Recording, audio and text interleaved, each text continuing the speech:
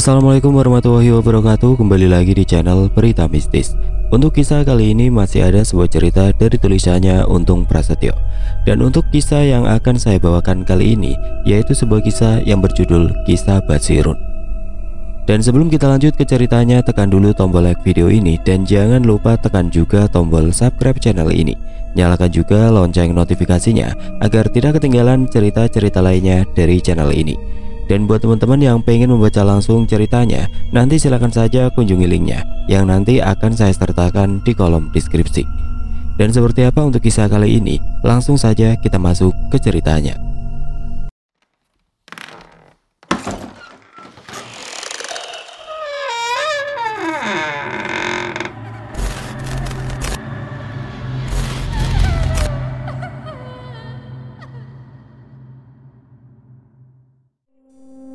Ia pernah menjadi sosok yang sangat menakutkan bagi orang-orang di sekitarnya. Bahkan keluarganya pun sempat dibuat takut dengan sosok lelaki bertubuh sedang dengan atribut yang ada di bagian tangan dan jemarinya, yang makin membuatnya berpenampilan menjadi sangat gahar. Selain memiliki penampilan yang terkesan gagah, sosok pria muda itu memang dikenal memiliki kemampuan ilmu kebal yang membuatnya disegani, bahkan juga ditakuti oleh keluarga, teman, dan para tetangganya. Kisah ini dialami oleh Taufik Hidayat pada tahun 2006 di sebuah daerah. Basirun, nama sosok pria yang selama 3 tahun itu sering membuat kegaduhan di daerah sekitar tempat tinggalnya. Kejadian pertama saat Basirun menunjukkan tajinya hingga detik ini masih diingat jelas oleh Kang Dayat yang waktu itu masih berumur sekitar 7 tahun. Kang Dayat yang waktu itu masih bersekolah di sekolah madrasah di kampung Jalak itu memiliki kisah yang tidak enak untuk diingat. Dan kisah Kang Dayat kelam yang pernah dialami Kang Dayat itu sangat erat hubungannya dengan sosok Basirun. Bahkan Kang Dayat yang masih anak-anak waktu itu sempat berujar jika dia tidak mau memaafkan Basirun atas apa yang pernah dilakukannya kepada keluarga Kang Dayat tersebut. Kisah berawal dari pertunjukan aksi silat yang dicampur dengan pertunjukan debus yang digelar oleh keluarga besar Kang Dayat. Saat di awal pertunjukan, semua berjalan seru dan sangat menghibur warga sekitar yang dengan antusias dan penuh kegembiraan menyaksikan pertunjukan tersebut. Tapi semua itu berubah ketika sosok lelaki yang seharusnya adalah tuan rumah dari pertunjukan aksi tersebut ikut masuk ke palagan pertunjukan. Basirun yang sudah tidak diketahui keberadaan selama 2 tahun lebih tiba-tiba saja masuk ke palagan dengan bertelanjang dada dan mulai memamerkan kemampuan yang dimilikinya. Karena tidak mendapat respon dari rombongan pemain silat debus tersebut, Basirun pun mengeluarkan parang panjang miliknya lalu mulai melukai para pemain silat debus yang seharusnya memiliki ilmu kebal tersebut. Karena merasa terkejut dengan ulah Basirun yang sudah melukai salah seorang anggota perkumpulan silat tersebut, akhirnya ketua dari rombongan silat dan debus itu langsung turun dengan maksud menghajar Basirun. Tapi pada saat dipukuli dan dihajar, Basirun hanya berdiam diri tanpa bergeming sedikit pun. Bahkan Basirun seolah sengaja membiarkan tubuhnya terus dipukuli oleh beberapa orang anggota silat dan debus tersebut. Puncaknya Basirun berjalan lalu mengambil golok tajam dari salah satu anggota rombongan silat debus tersebut.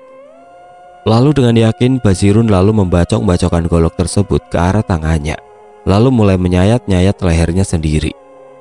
Karena merasa tambah kesal, ketua dari rombongan silat debus tersebut lalu mengambil batang pohon salak yang berduri lalu menyerang tubuh Basirun. Disitulah Basirun terlihat menikmati aksinya tersebut. Batang pohon salak berduri yang terus dicambukan ke tubuhnya tidak sedikit pun membuat Basirun kesakitan. Malahan Basirun terlihat sangat-sangat menikmati hal itu. Dan karena merasa ilmunya kalah tinggi, ketua rombongan yang hendak mengajak anggotanya untuk membubarkan diri itu tiba-tiba saja diserang oleh Basirun. Perkelahian singkat pun terjadi, dan sudah dapat dipastikan bahwa Basirunlah yang memenangkan perkelahian itu hanya dengan beberapa gerakan pukulan. Setelah rombongan silat dan debus tersebut membubarkan diri, Basirun yang terlihat sangat senang dengan aksinya tadi tersenyum bengis sambil mengangkat parang yang ditinggal oleh rombongan silat dan debus tadi. Orang-orang yang kagum dengan aksi Basirun pun sempat memberikan tepuk tangan kepada Basirun karena mereka merasa terhibur dengan apa yang telah dilakukan Basirun tadi. Tapi semua berubah mencekam ketika Basirun mulai melayangkan parang panjang yang ada di tangannya ke arah jendela kaca rumah dari salah satu kakak perempuannya yang bernama Ibu Noni.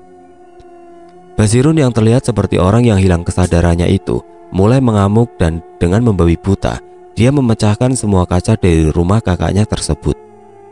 Tidak ada seorang pun yang berani mendekat ke arah Basirun yang sedang terlihat murka saat itu. Hingga akhirnya Basirun pergi dengan sendirinya meninggalkan rumah Ibu Noni. Tidak terima dengan pengerusakan yang sedang dilakukan oleh adiknya itu, Bu Noni pun memberanikan diri untuk menghentikan aksi Basirun.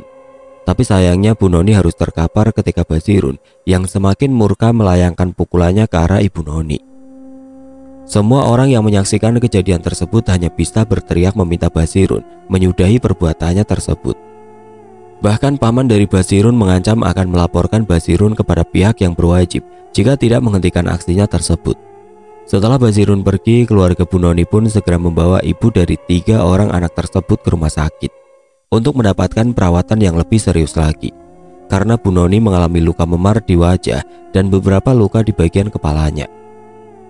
Kang Dayat yang waktu itu masih berusia 7 tahun hanya bisa menangis ketika melihat ibunya dianiaya oleh pamannya itu.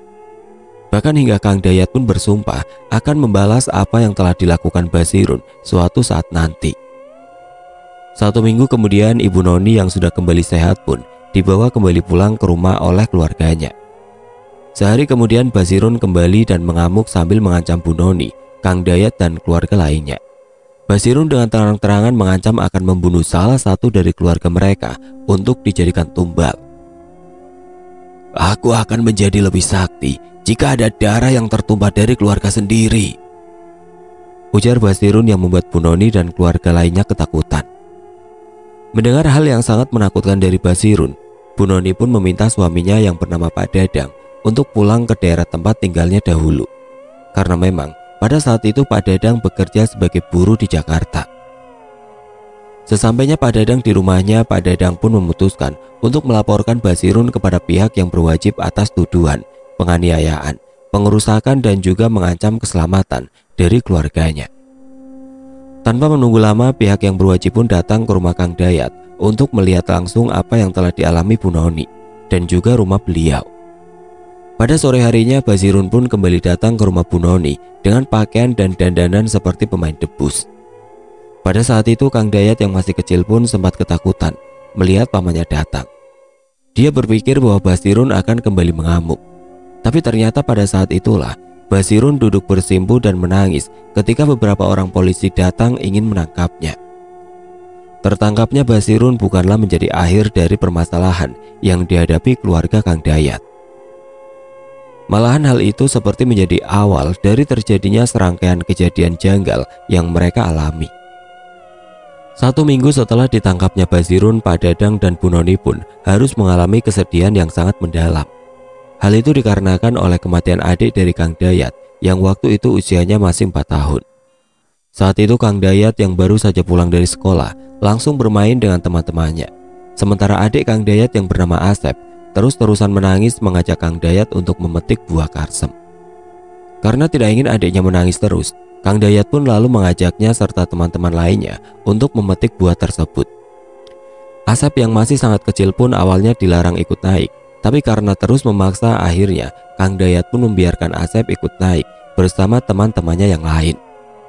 Kang Dayat yang waktu itu berada di bagian paling atas dari pohon karsem itu merasa dihampiri sekelebatan bayangan yang wajahnya mirip sekali dengan pamannya yang bernama Basirun. Dan tidak lama kemudian Asep terjatuh dari pohon tersebut hingga kepalanya membentur batu dan Asep pun meninggal dunia setelah dibawa ke rumah sakit akibat kehabisan darah dan juga gegar otak. Hal itu sontak membuat Kang Dayat terpukul saat itu. Dia tidak menyangka jika hari itu adalah hari terakhirnya dia bisa bermain bersama adiknya sebelum akhirnya sang adik pun meninggal. Di malam pertama sepeninggal Asep, Kang Dayat mendengar suara gaduh Basirun dari arah luar rumahnya. Karena merasa takut, Kang Dayat pun mulai melanjutkan tidurnya kembali di samping kakaknya yang bernama Maman. Setelah suara ribut-ribut dari pamannya menghilang, tiba-tiba saja Kang Dayat mendengar suara pintu rumahnya terus-menerus diketuk. Anehnya, Orang yang ada di dalam rumahnya tidak mendengar suara apapun dari arah ruang tamunya.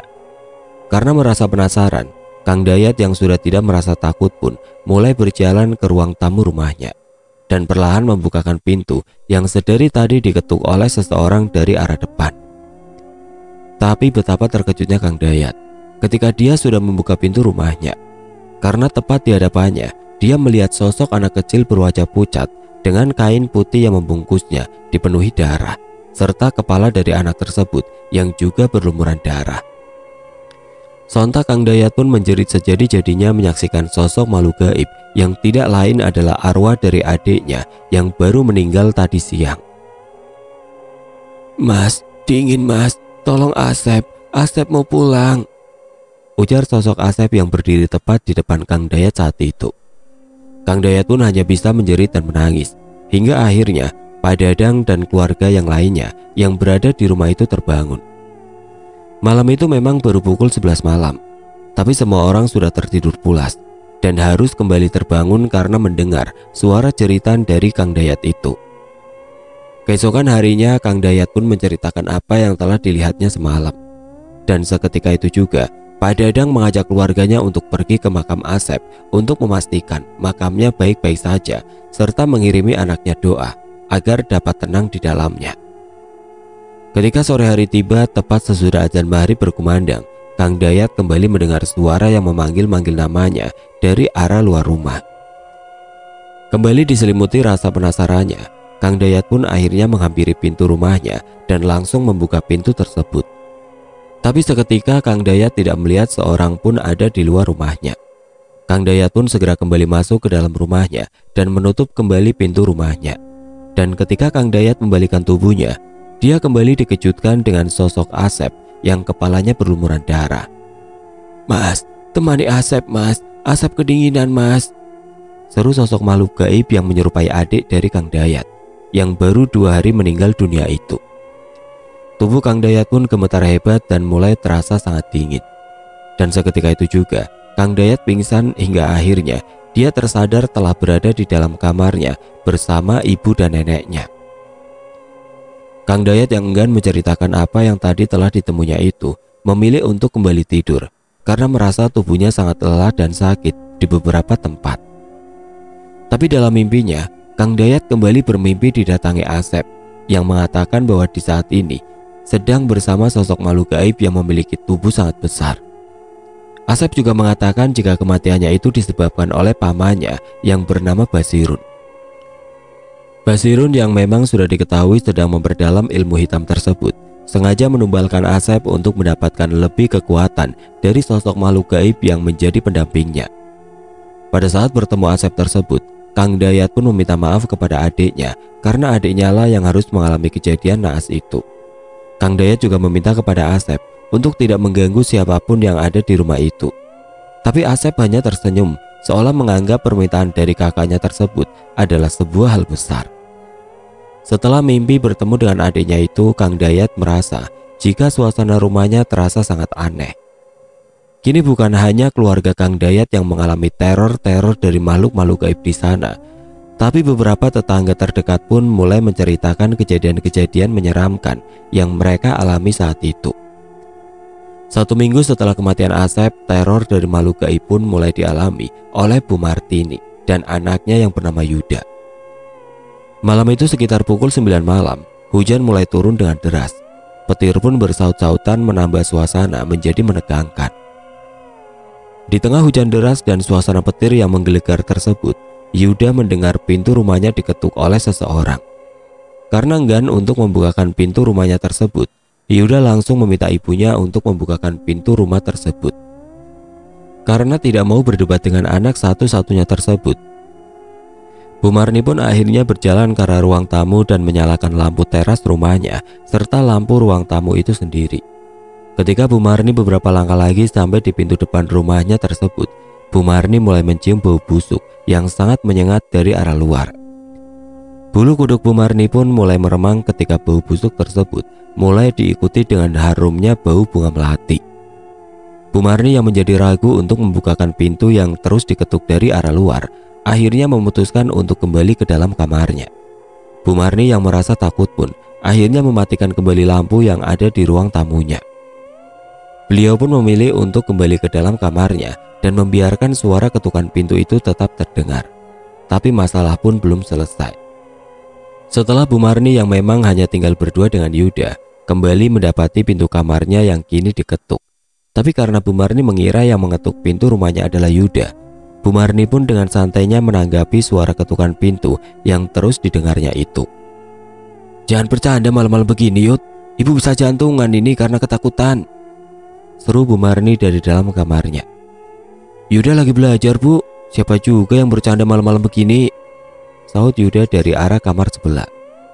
"Jangan main-main kamu, Yud," ujar Bu Marni yang mulai merasa kesal dengan apa yang sedang dialaminya malam itu.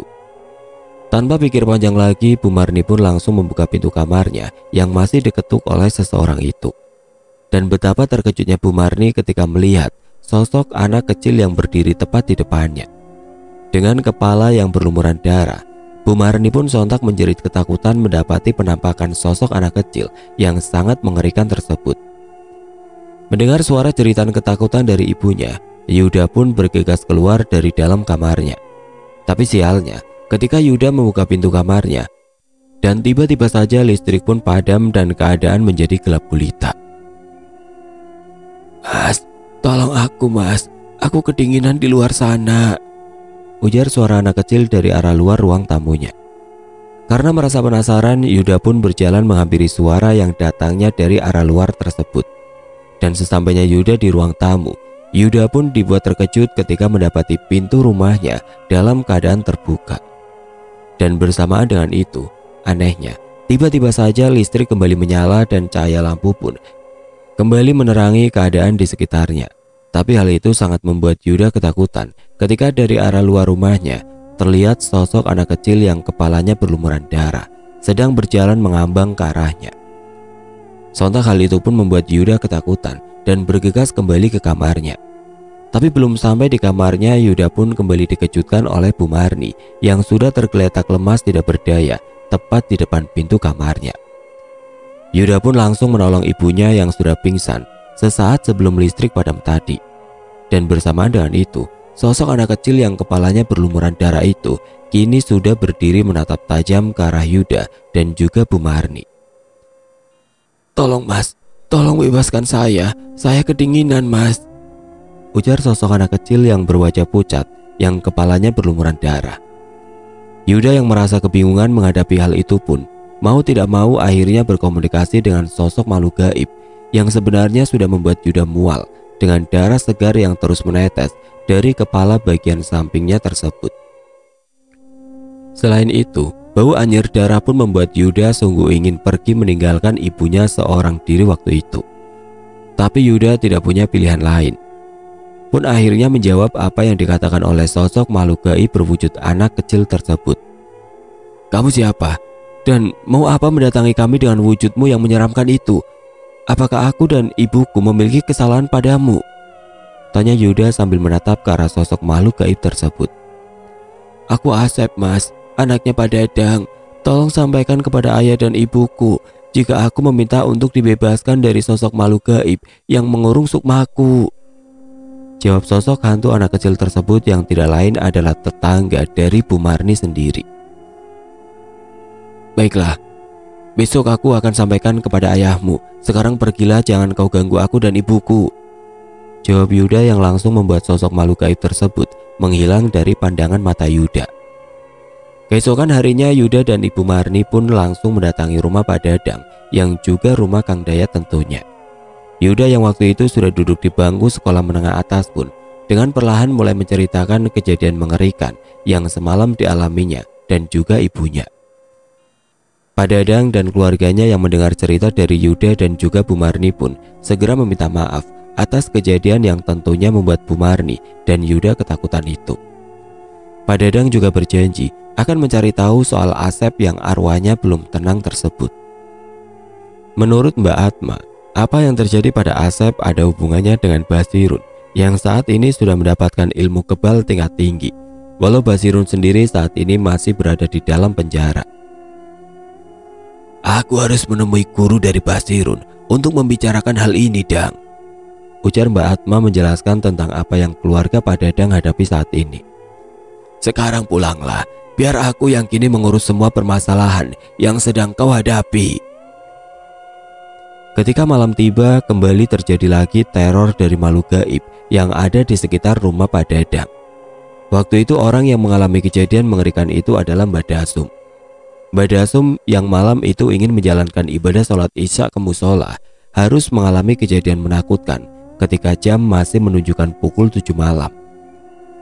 Padahal malam itu suasana tidaklah terlalu sepi, masih banyak orang berlalu lalang di depan rumah Pak Dadang. Mbak Dasum yang berjalan ke arah musola malam itu harus melewati rumah Pak Dadang terlebih dahulu sebelum melewati beberapa rumah yang ada di sana. Mbak Dasum yang merasa aneh dengan penglihatannya malam itu berhenti tepat di depan rumah Pak Dadang dan Kang Dayat karena melihat sesuatu seperti karung berwarna putih yang berdiri beberapa meter di samping rumah Pak Dadang. Awalnya Mbak Dasum merasa biasa-biasa saja ketika melihat benda yang dianggapnya hanya sebuah karung tadi. Tapi seketika itu juga, ketakutan pun muncul di benak Mbak Dasum ketika benda yang dianggapnya karung tersebut mulai melompat dan mengambang beberapa sentimeter di atas permukaan tanah. Mengetahui jika sesuatu yang dianggapnya hanya sebuah karung tadi adalah pocong, Mbak Dasum pun kembali melanjutkan langkahnya. Walau di belakang beliau, sosok makhluk gaib berwujud pocong itu terus mengikuti langkah Mbak Dasum. Sosok pocong yang terus mengikuti Mbak Dasum dengan jarak yang cukup dekat itu langsung menghilang ketika Mbak Dasum sampai di depan musola yang ada di desa sekitar. Sejak peristiwa yang dialami Mbak Dasum tersebut, muncullah penampakan-penampakan lain dari sosok makhluk-makhluk tidak kasat mata yang mulai mengganggu warga desa sekitar. Menurut Mbak Atma, itu adalah sebuah proses penarikan ilmu yang dimiliki oleh Basirun. Pada saat itu, Basirun ternyata memang meninggalkan sebagian makhluk gaib perewangannya di rumah Pak Dadang atau Kang Dayat. Hal itulah yang membuat makhluk-makhluk gaib tersebut sering menampakkan diri kepada para warga sekitar. Basirun yang masih berada di penjara saat ini sudah tidak lagi memiliki ilmu kebal dan semua makhluk gaib perewangannya telah diambil paksa oleh gurunya sendiri yang merasa kecewa dengan apa yang telah dilakukan oleh Basirun sendiri. Sempat terjadi perang gaib antara Mbak Atma dengan sosok-sosok jin perewangan Basirun yang waktu itu masih ingin bertahan bersama orang yang sudah terikat oleh perjanjian gaibnya tersebut. Perang gaib yang sangat sulit dijelaskan secara logika itu dikisahkan oleh Mbak Atma seperti perang pendekar pada laga film kolosal. Mbak Atma yang datang menemui guru daripada Basirun harus terlebih dahulu bertempur dengan sosok pemilik ilmu hitam tingkat tinggi yang bernama Ki Bahor. Ki Bahor adalah orang asli Pulau Seberang yang memiliki banyak murid yang tersebar di seluruh wilayah Nusantara. Mbak Atma yang mendatangi Ki Bahor dalam keadaan sukma kelana tersebut langsung mendapatkan serangan dari 4 jin penjaga padepokan milik Ki Bahor. Pertarungan tidak seimbang pun terjadi antara Mbak Atma melawan jin 4 penjuru yang memang sudah ditugaskan untuk menjaga kawasan milik Ki Bahor. Mbak Atma yang juga bukan orang sembarangan itu mampu meladeni ilmu-ilmu dari jin-jin penjaga tersebut dan akhirnya mampu mengalahkan mereka. Tapi Mbak Atma yang tidak memiliki banyak cadangan energi pun memilih kembali ke padepokannya untuk memulihkan diri. Walau Mbak Atma tidak mengalami luka sedikit pun, tapi Mbak Atma yang saat itu sedang meraga sukma untuk bertemu Ki Bahor pun memilih kembali agar tidak terlalu kehabisan tenaga. Tapi tanpa disadari oleh Mbak Atma, Ki Bahor ternyata melakukan serangan balik dengan semua jin perewangan yang dimilikinya. Ki Bahor yang juga dapat melepas sukmanya mendatangi Mbak Atma bersama puluhan jin dari aliran hitam yang menjadi pesuruhnya. Jin-jin milik Ki Bahor pun mulai bertarung melawan jin-jin Mbak Atma yang ada di padepokannya. Walaupun kalah jumlah, tapi jin-jin perewangan milik Mbak Atma tersebut dapat memukul mundur jin-jin milik Ki Bahor. Setelah pertarungan gaib antar jin perewangan tersebut, barulah Mbak Atma bisa berhadapan langsung dengan Ki Bahor yang saat itu terlihat sangatlah murka. "Ada apa? Pendekar dari wilayah timur datang dengan pasukan yang cukup banyak seperti ini?" tanya Mbak Atma kepada Ki Bahor yang sudah kehilangan sebagian dari jin-jin perewangannya tersebut. "Harusnya aku yang bertanya kepadamu. Ada perlu apa kau datang lalu memusnahkan 4 jin penjaga padepokanku. Jawab Ki Bahor dengan nada-nada ketus. Sebenarnya saya hanya ingin bertemu sampean, Kang. Ada yang perlu saya bicarakan dengan sampean. Balas Mbak Atma yang sudah mengendurkan energi yang melindungi tubuhnya tersebut. Ada perlu apa hingga kau mendatangi padepokanku dan juga memusnahkan semua jin penjagaku? Aku minta tolong pada sampean untuk mengambil semua isian dan juga jin-jin perewangan dari salah satu murid sampean yang bernama Basirun, Kang. Jawab Mbak Atma yang sontak membuat Ki Bahor terkejut. Untuk apa kau repot-repot mencariku jika kau hanya ingin memintaku menarik semua ilmu milik muridku itu? Bukankah kau dapat dengan mudah mengalahkannya, bahkan membunuhnya? Balas Ki Bahor yang merasa tidak habis pikir dengan apa yang telah dilakukan oleh Mbak Atma tersebut. Jika aku yang melakukannya, kemungkinan besar muridmu akan tewas. Dan juga orang yang meminta tolong kepada aku akan kehilangan saudaranya. Apa yang terjadi jika kau memintaku untuk menarik semua ilmu yang dimiliki oleh muridku itu? Tanya Ki Bahor yang masih ingin tahu apa yang mengharuskannya untuk menarik semua yang telah dimiliki oleh Basirun. Basirun hampir menghancurkan keluarga dari kakak kandungnya sendiri, Kang. Dia juga tega mengambil keponakannya sendiri untuk dijadikan tumbal terakhirnya. Tapi tumbal terakhir itu belum sempurna. Jadi sukma dari anak yang telah diambil Basirun untuk menjadi tumbalnya tersebut masih berkentayangan meminta dibebaskan.